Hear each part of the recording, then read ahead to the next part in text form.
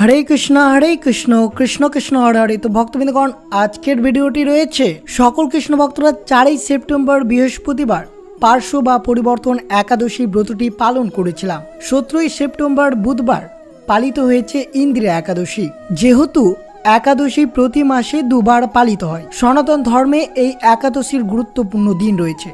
शुधुमात्र भगवान विष्णुर उपासना एवं तार आशीर्वाद लाभेर जोन्नो एई दिनटिते अनेक भक्तरा এই একাদশী ব্রত পালন করে থাকেন। এই দিনে ভক্তরা ঈশ্বরকে সন্তুষ্ট করার জন্য উপবাস করে। প্রতি মাসে দুবার করে একাদশী থাকে, একটি শুক্লপক্ষে এবং একটি কৃষ্ণপক্ষে। কিন্তু 2025 সালের 17 সেপ্টেম্বর বুধবার পালিত হয়েছে ইন্দিরা একাদশী। এই একাদশী আশ্বিন মাসের কৃষ্ণপক্ষে পালিত হয়েছে, তাই এই একাদশীর গুরুত্ব অনেকটা রয়েছে। এই মাস অর্থাৎ আশ্বিন মাসে যাকে ইন্দিরা একাদশী বলা হয় এবং এটি 17 সেপ্টেম্বর বুধবার পালিত হয়। এটি পিতৃপক্ষের সময়কালে পড়ে বলে এটি বিশেষ গুরুত্বপূর্ণ রয়েছে।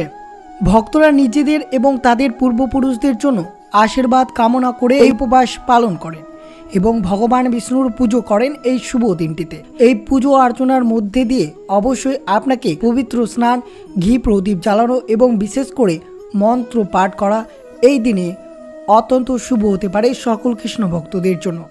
ইন্দিরা একাদশী নিজের এবং নিজের পূর্বপুরুষদের জন্য আশীর্বাদ লাভের সুযোগ নিয়ে আসে, যেটি ব্রতকথা শ্রবণের মাধ্যমে আপনারা সমস্ত কিছু বুঝতে পারবেন। বিশ্বাস করা হয় যে এই উপবাস ভক্তদের মোক্ষ অর্জনে এবং তাদের পূর্বপুরুষদের অতীতের পাপ থেকে মুক্ত করতে সাহায্য করে, যার ফলে পরকালে তাদের শান্তি নিশ্চিত।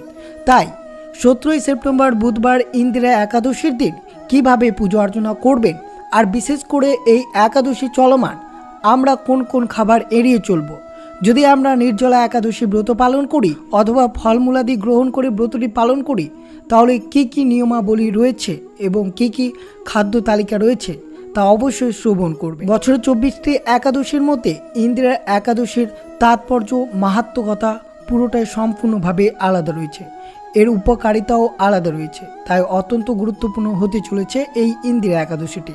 তাই ভিডিওটি অবশ্যই শুরু থেকে শেষ পর্যন্ত ভক্তি সহকারে শ্রবণ করবেন।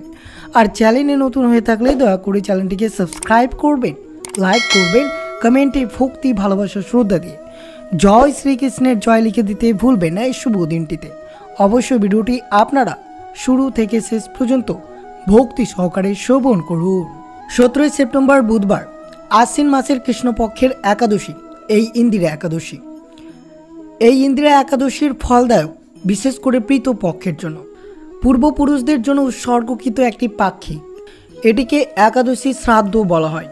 যে সকল কৃষ্ণভক্তরা ইন্দিরা একাদশী উপবাস পালন করেন সে ব্যক্তির পূর্বপুরুষ যদি কর্মবিপাকের কারণে অধঃপতিত হয়ে নিম্নজনী লাভ করেন, তাহলে সেই পূর্বপুরুষদের উত্তম গতি লাভ হয়, মোক্ষ লাভ করে এবং নবজীবন লাভ করেন।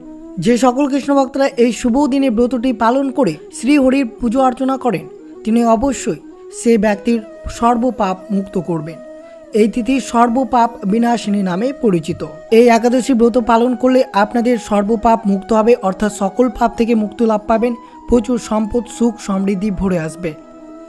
অবশ্যই ইন্দিরা একাদশী ব্রত পালন করে ভগবান বিষ্ণুর আরাধনা করবেন এবং বিশেষ করে এই মন্ত্রটি আপনাকে জপ করলে তা অত্যন্ত শুভ হতে পারে এবং তার সমস্ত মনোবাঞ্ছা পূর্ণ হবে। ইন্দিরা একাদশীর ব্রত পাঠ শ্রবণে সামবেদীয় যজ্ঞের ফল লাভ হয়। ইন্দিরা একাদশীর মাহাত্ম্য পাঠ শ্রবণে মানুষের সকল পাপ মুক্ত হয়ে বিষ্ণু লোকে প্রাপ্তি হয়। তাই বিশেষ করে 17 সেপ্টেম্বর বুধবার পালিত হয়েছে ইন্দিরা একাদশী। আর এই ইন্দিরা একাদশী ব্রতের উপবাসের সময় কোন কোন খাবার এড়িয়ে চলবেন, যদি এই কয়েকটি খাবার গ্রহণ করেন তাহলে ব্রতটি সম্পূর্ণরূপে নষ্ট হয়ে যাবে, ব্রত পালন করেও আপনার কোনো পুণ্য ফল হবে না। তাই বিশেষ করে মনোযোগভাবে শ্রবণ করবেন এই ইন্দিরা একাদশী চলমান কোন কোন খাবার এড়িয়ে চলা উচিত, আর অবশ্যই শ্রবণ করবেন কি কি খাবার এই দিনে গ্রহণ করতে পারবেন। যেহেতু এই দিন রয়েছে ইন্দিরা একাদশী, তার সাথে রয়েছে বিশ্বকর্মা পুজো এবং ভাদ্র সংক্রান্তি, এই বিশেষ যোগ অত্যন্ত শুভ হতে পারে আপনাদের জন্য। এই একাদশীর সম্পর্কে ভগবান শ্রীকৃষ্ণ নিজে যুধিষ্ঠিরকে বলেছেন, হে যুধিষ্ঠির, এই উপবাস যে ব্যক্তি এটি পালন করেন তার সমস্ত পাপ পুড়িয়ে ছাই করে দেওয়ার ক্ষমতা রাখে এবং এই দিনে সঠিক নিয়ম আচারবিধি মেনে এই ব্রতটি পালন করতে পারলে তার সমস্ত ইচ্ছে পূরণ হয় এবং বাজপেয় যজ্ঞের পূর্ণ ফল এই ব্রত পালনের মাধ্যমে অর্জন করতে পারে। তাই এই একাদশীর নাম আশ্বিন মাসের কৃষ্ণপক্ষের একাদশী ইন্দ্রিয়া একাদশী নামে পরিচিত। তা অবশ্যই শ্রবণ করুন ইন্দ্রিয়া একাদশীর পুজো এবং ব্রত, উপবাস এবং মন্ত্র কি রয়েছে। ইন্দ্রিয়া একাদশী পালনের সঠিক আচার। 17 সেপ্টেম্বর বুধবার এই দিনে এই একাদশীর ব্রতটি পালিত হয়েছে। এই দিন অবশ্যই ব্রহ্মা মুহূর্তে অর্থাৎ ভোর 3টে থেকে 5টের মধ্যে আপনাদেরকে ঘুম থেকে উঠতে হবে এবং পবিত্র স্নান করতে হবে। পবিত্র স্নান বাড়িতে কিভাবে করবেন?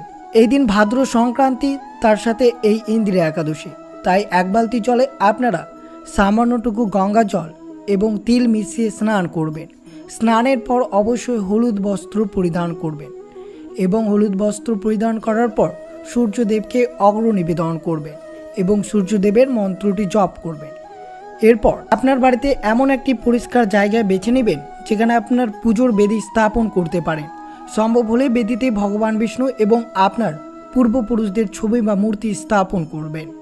পুজোর জন্য যেসব জিনিসপত্র আপনাদেরকে লাগবে তা হচ্ছে ইন্দ্রিয়া একাদশীর পুজোর জন্য তুলসী পাতা, হলুদ ফুল, হলুদ ফল, ধূপকাঠি, একটি ঘিয়ের প্রদীপ এবং হলুদ মিষ্টান্ন এই দিনে নিবেদন করতে পারেন। এরপর ভগবান বিষ্ণুর মূর্তি বা ছবিতে তাজা ফুল, তুলসী পাতা, ফল নিবেদন করবেন। বিষ্ণুর পুজোয় তুলসী পাতা বিশেষভাবে গুরুত্বপূর্ণ, কারণ এটি তার প্রিয় বলে বিশ্বাস রয়েছে। কিন্তু বিশেষ করে এই ইন্দ্রিয়া একাদশী চলমান আপনারা ভুলেও তুলসী পাতা অর্পণ করবেন না এবং তুলসী গাছে জল অর্পণ করবেন না, নইলে ব্রতটি সম্পূর্ণরূপে নষ্ট হতে পারে এবং শ্রীমতী তুলসী দেবী রাগান্বিত হতে পারে। তা বিশেষ করে সতর্ক থাকবেন। এরপর ভগবান বিষ্ণু মূর্তির সামনে প্রদীপটি রাখবেন এবং অবশ্যই আপনি মনে মনে ভাববেন যে তিনি আপনার পূর্বপুরুষদের আশীর্বাদ করছেন, তাদের শান্তির পথে যাত্রার সাহায্য করছেন এবং পুজোর শেষে অবশ্যই ভগবান বিষ্ণুর মহামন্ত্রটি জপ করবেন, প্রার্থনা করবেন। বিশেষ করে এই মন্ত্রটি আপনারা জপ করতে পারলে তা অত্যন্ত শুভ হতে পারে। ওম নমো ভগবতে বাসুদেবায় নমঃ। এই মন্ত্রটি শুভ দিনে 108 বার জপ করবেন। আর অবশ্যই শ্রবণ করবেন ইন্দ্রিয়া একাদশী চলমান আপনারা কি কি খাবার ভুলেও গ্রহণ করবেন না। যেই খাবারগুলো গ্রহণ করলে আপনার ব্রতটি সম্পূর্ণরূপে নষ্ট হয়ে যাবে। বিশেষ করে সতর্কতার মাধ্যমে এই দিনটি অতিবাহিত করবেন। একাদশী ব্রত 2 রকমভাবে পালন করা হয়। একটি নির্জলা একাদশী এবং দ্বিতীয়টি ফলমূলাদি গ্রহণ করে এই ব্রতটি সম্পূর্ণ করেন অনেক ভক্তরা। যদি আপনারা নির্জলা একাদশী ব্রত পালন করেন তাহলে বিশেষ করে কোনো ফলমূলাদি অর্থাৎ জল ছাড়া এই ব্রতটি পালন করতে হবে। 24 ঘন্টার জন্য আপনারা ফল, মূল, জল কিছুই গ্রহণ করতে পারবেন না। তাই নির্জল উপবাস খুবই কঠিন। তাই আপনারা যদি পারেন তাহলে অবশ্যই ফলমূলাদি গ্রহণ করে এই ব্রতটি সম্পূর্ণ করতে পারেন। কিন্তু মনে রাখবেন দুপুর 12টার পর পুজো সম্পূর্ণ করার পর আপনারা ফলমূল গ্রহণ করতে পারেন। কিন্তু একাদশী চলমান কি কি খাওয়া সম্পূর্ণরূপে নিষিদ্ধ তা অবশ্যই শ্রবণ করুন। একাদশীতে যেসব খাবারগুলো নিষিদ্ধ রয়েছে তা হচ্ছে এই একাদশীতে বিশেষ করে পঞ্চরবি শস্য কিছুতেই গ্রহণ করবেন না। যেহেতু ইন্দ্রিয়া একাদশী 17 সেপ্টেম্বর বুধবার পালিত হয়েছে, তাই বিশেষ সতর্কতার মাধ্যমে এই দিনটি অতিবাহিত করতে হবে এবং এই খাবারগুলো অপরিহার্য করতে হবে। যেমন রয়েছে ধান জাতীয় সকল প্রকার খাদ্য, অর্থাৎ ধান থেকে যেসব খাদ্য তৈরি হয় তা আমাদেরকে এই শুভ দিনে এড়িয়ে চলতে হবে। যেমন মুড়ি, চিড়া, সুজি, চাল, খিচুড়ি, চালের পিঠা, খই ইত্যাদি। এছাড়াও গম থেকে যেসব খাবার পাই যেমন আটা, ময়দা, সকল প্রকার বিস্কুট, হরলিক্স, বেকারি, রুটি, সমস্ত প্রকারের গম জাতীয় খাবার এই দিন এড়িয়ে চলতে হবে। ভুট্টা জাতীয় খাদ্য এড়িয়ে চলতে হবে। ডাল জাতীয় যে সকল খাবার আমরা পাই সেই সব খাবার এড়িয়ে চলতে হবে। শিম, মটরশুঁটি, বরবটি, ছোলা, অড়হর, খেসারি, মুসরি, মুগ ইত্যাদি খাবার এড়িয়ে চলতে হবে। সরষের তেল, সয়াবিন তেল, তিল তেল। একাদশীতে রান্নার সময় বিশেষ করে মনে রাখবেন 5 ফোড়ন কিছুতেই ব্যবহার করবেন না। অনেক সময় 5 ফোড়নে সরষের তেল বা তিল তেল থাকে, যা বর্জনীয় হতে পারে। আর আপনি যদি এই একাদশী ব্রত পালন না করতে পারেন তাহলে বিশেষ করে এই শুভ দিনটিতে রাজসিক, তামসিক অর্থাৎ রসুন, পেঁয়াজ এড়িয়ে চলতে হবে। এবং এছাড়াও মনে রাখবেন পরিবারে যাতে এই দিন নিরামিষ খাবার তৈরি হয়, কোনো ধরনের মাছ, মাংস, রসুন, পেঁয়াজ এইসব এড়িয়ে চলবে। বিশেষ করে মনে রাখবেন এই দিন আপনারা পঞ্চরবি শস্য কিছুতেই গ্রহণ করবেন না। যতটা সম্ভব এই দিন পঞ্চরবি শস্য এড়িয়ে চলা উচিত। নইলে আপনার ব্রতটি সম্পূর্ণরূপে নষ্ট হয়ে যাবে, অর্থাৎ ব্রতটি পালন করেও কোনো পূর্ণ ফলাফল পাওয়া যাবে না। তাই বিশেষ সতর্কতার মাধ্যমে 17 সেপ্টেম্বর বুধবার এই ইন্দিরা একাদশীর দিন অতিবাহিত করতে হবে সকল ভক্তদেরকে। এবং 18 সেপ্টেম্বর বৃহস্পতিবার সঠিক নিয়ম মেনে অবশ্যই পালন করতে হবে এই ইন্দিরা একাদশীর। যদি ব্রতের পালন না করেন তাহলে ব্রতের কোনো পূর্ণ ফলাফল পাওয়া যায় না। তাই বিশেষ করে অবশ্যই একাদশী ব্রত পালন করে পরের দিন সঠিক নিয়ম আচার মেনে এই একাদশীর ব্রতের পালন অবশ্যই করতে হবে, তবে আপনার একাদশী ব্রতটি সম্পূর্ণ হবে। আর অবশ্যই আজকের দিনে শ্রবণ করবেন এই ইন্দিরা একাদশীর ব্রত কথাটি। এটি শ্রবণ না করলে ব্রতের কোনো পূর্ণ ফলাফল পাওয়া যায় না। তাই ভক্তি সহকারে শ্রবণ করুন ইন্দিরা একাদশীর ব্রত কথাটি। মহারাজ যুধিষ্ঠির বললেন, হে মধুসূদন, আশ্বিন মাসের কৃষ্ণপক্ষের একাদশীর নাম কি তা কৃপা করে বলুন। শ্রীকৃষ্ণ বললেন, হে রাজন, আশ্বিন মাসের একাদশী ইন্দিরা নামে পরিচিত। এই ব্রতের প্রভাবে মহাপাপ বিনষ্ট হয়, এমনকি কর্মবিপাকে যারা নিম্নজনী লাভ করেছেন সেই পূর্বপুরুষদের উত্তম গতি লাভ হয়। এই একাদশীর মাহাত্ম্য শোনা মাত্রই বাজপেয় যজ্ঞে ফল প্রাপ্ত হয়। হে রাজন, তাহলে অবশ্যই শ্রবণ করুন ইন্দিরা একাদশীর ব্রত কথাটি। মহিষ্মিত নগরে ইন্দ্রসেন নামে এক প্রসিদ্ধ রাজা ছিলেন। ধর্মবিধি অনুসারে রাজ্য পালনে তিনি বিশেষ খ্যাতি সম্পন্ন ছিলেন। তার অনেক ধন সম্পত্তি ছিল। তার পুত্র নিয়ে তিনি খুব সুখে রাজ্য পরিচালনা করতেন। সে ছিল বিষ্ণু ভক্তি পরায়ণ এবং সর্বদাই শ্রী গোবিন্দর নাম গানে মগ্ন থাকতেন। এমন সময় একদিন রাজা সুখে রাজসভায় বসে আছেন। সেই সময় দেবর্ষি নারদ স্বর্গ থেকে সেখানে এলেন। তাকে দর্শন করে রাজা হাত জোর করে উঠে দাঁড়ালেন এবং দণ্ডবাদ প্রণাম করে মুনিকে আসন, পাদ্য, অগ্র আদি সরোজ প্রচার পুজো নিবেদন করলেন। তারপর বললেন, হে মুনিবর, আপনার দর্শন মাত্রই আমার যাবতীয় যোগ্য ফল লাভ হয়েছে। এখন আপনার আগমনের কারণ জানিয়ে আমাকে কৃতার্থ করুন। দেবর্ষি নারদ বললেন, হে মহারাজ, অতি বিস্ময়কর এই কথা শ্রবণ করুন। আমি এক সময় যমলোকে গিয়েছিলাম। সেখানে যমরাজ্যের সভায় বহু পুণ্যকারী আপনার পিতাকে দেখলাম। ব্রত ভঙ্গ পাপে তাকে সেখানে যেতে হয়েছে। হে রাজন, আপনার পিতা যে সংবাদ প্রেরণ করেছে আমি তা বলছি, আপনি তা শ্রবণ করুন। তিনি বললেন, হে ঋষিবর, মহিষ্মিত ইন্দ্রসেন রাজা আমার পুত্র। তাকে বলবেন যে আমি বহু পুণ্য অনুষ্ঠান করলেও কোনো কারণবশত যমালয়ে আসতে বাধ্য হয়েছে। আপনি কৃপা করে তাকে সর্বপাপ নাশক এই ইন্দিরা একাদশী ব্রত পালন করতে বলবেন, যেটি আশ্বিন মাসের কৃষ্ণপক্ষের 11তম দিনে এই ব্রতটি পড়ে। এই ব্রতের প্রভাবে আমি নিষ্পাপ হয়ে স্বর্গলোকে যেতে সমর্থ হব। এই কথা জানবার জন্যই আমার আগমন। হে রাজন, আপনার পিতার মঙ্গল বিধানে আপনি যথাবিধি ইন্দিরা একাদশী ব্রতটি পালন করুন। রাজা জিজ্ঞাসা করলেন, হে দেবর্ষি, সেই ইন্দিরা ব্রতের বিধি কি?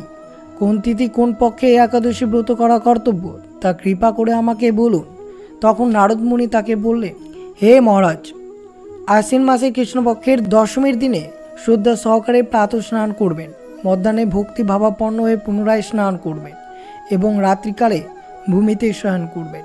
পরের দিন একাদশীতে প্রাতঃকীর্তাদি সমাপন করে নিরাহার থাকবেন।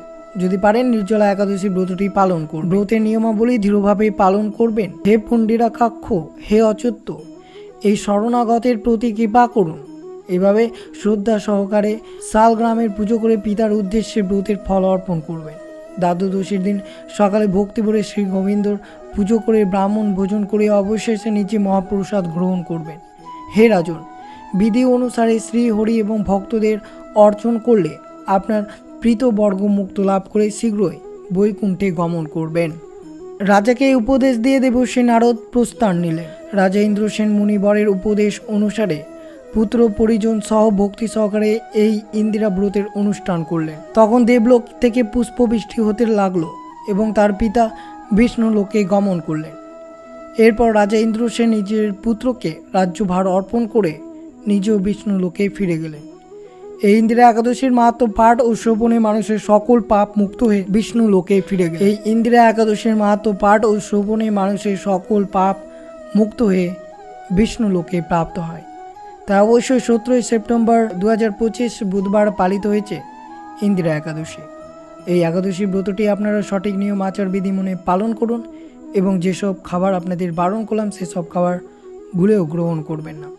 তো এই ছিল ভিডিওটি ভালো লাগলে অবশ্যই চ্যানেলটিকে সাবস্ক্রাইব করবেন, লাইক করবেন, কমেন্টে ভক্তি ভালোবাসার শ্রদ্ধা দিয়ে জয় শ্রীকৃষ্ণের জয় লিখে দিতে ভুলবেন না এবং ভিডিওটি আপনার আত্মীয় ভক্ত বা বন্ধুদের সাথে অবশ্যই শেয়ার করবেন। সুস্থ থাকবেন, সতর্ক থাকবেন। জয় শ্রীকৃষ্ণ। রাধে রাধে।